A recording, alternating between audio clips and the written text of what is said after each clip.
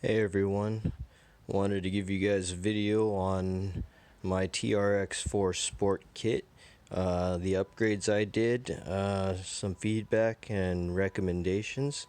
First off, starting that I do recommend the kit.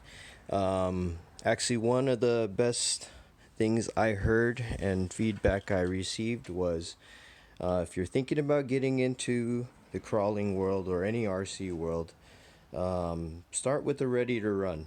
See if it sparks that joy in your heart, and see if it's something that you want to um, continue on, or if it's just you want to play with the toy. That's fine. Just enjoy it. Start with the ready to run. Let it sink in. See if it's your cup of tea, and from there, see where you go. So mine was actually the Remo Hobby SJ 1093, I think it was. It's an axial clone, SCX10 Honcho clone. And it was awesome. Honestly, it was great. I picked mine up for 200 bucks. It was a great platform to start on, and then you realize you just want to do more, and to do more and to accomplish more, you gotta step it up. So along the way, I picked myself up a TRX4 Sport kit. Um, and it's really fun to build when it comes together. It's an amazing feeling. But I wanted to show you some parts I threw on here, and since I had everything open, or had some things opened up ahead of time. I wanted to show you the portal axle weights that I went with. These guys are pretty beefy. One of my favorite upgrades, because it's corner weight.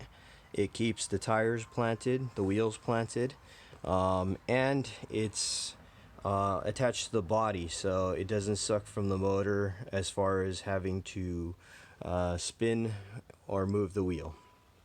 Moving on from there, you guys can take a look inside there. And this was my latest addition, is the wheel weight. And this is one of the smaller sizes. I have a beefier one in my G-Mate at the moment, but just to get it to clear the hex, that's all I could fit. And actually you can see that I was having issues with the portal weight rubbing on here, so I have to run it a little bit on the looser end so it doesn't bind. Those two have to be my favorite upgrades, and they're actually not too expensive. I think I got each set of portal, so two, one set for the rear, one set for the front, $15 to $18 each set. The set of four of these, I think was $18. So their weights are expensive. I know if you guys go with brand name stuff, and I do recommend to support local hobby shops and American made products, but I'm a budget guy and I have to stretch my dollar. As you can see, I have a problem, but I have to say this is a better habit than some others, and I'm okay with it. But moving on from there, so anyways, sorry, weights on all four corners. I had the rear open for you.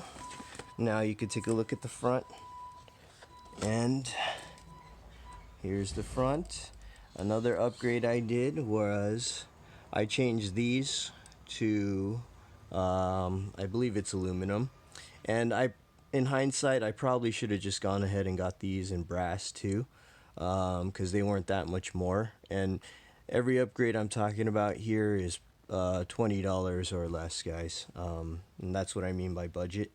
um, so these are metal, but they aren't weighted, but they're durable. And actually, from the last bash session or crawl session, My brass knuckle sleeve fell out, and this was actually hanging all cambered. It looked really cool, but I'm glad I found a little replacement. It's plastic, but it works, and we'll see how long it holds up. But you could take a look at the other side right there. This, I got the whole set. Show you the bottom really quick, and I might have shown you in the other video actually, but got the front skid, the axle skid, front and rear, and then the middle. And then you can actually see, even in here, I stuck some of those sticky weights. And I forgot to mention, all the wheels have sticky weights lined in there too. So that is a pretty solid wheel.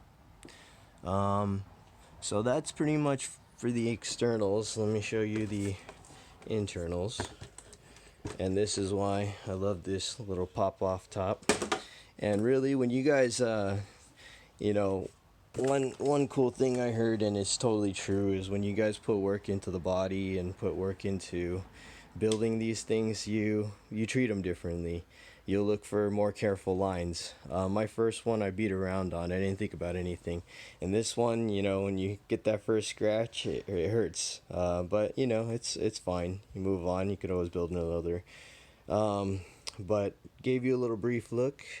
I did do the brass front bumper mount. And I did that mainly because I wanted to move or relocate the servo to the front.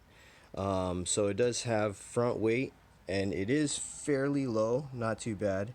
But that's actually cool, and I do notice it's made a difference, and it helps. You might have seen me talk about this. This is actually the rear bumper for this. It doesn't hang nearly as much as the giant front bumper with the fake winch and all that other stuff.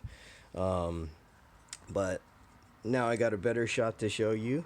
So this is where I actually cut the original servo mount, and I did that so that I can fit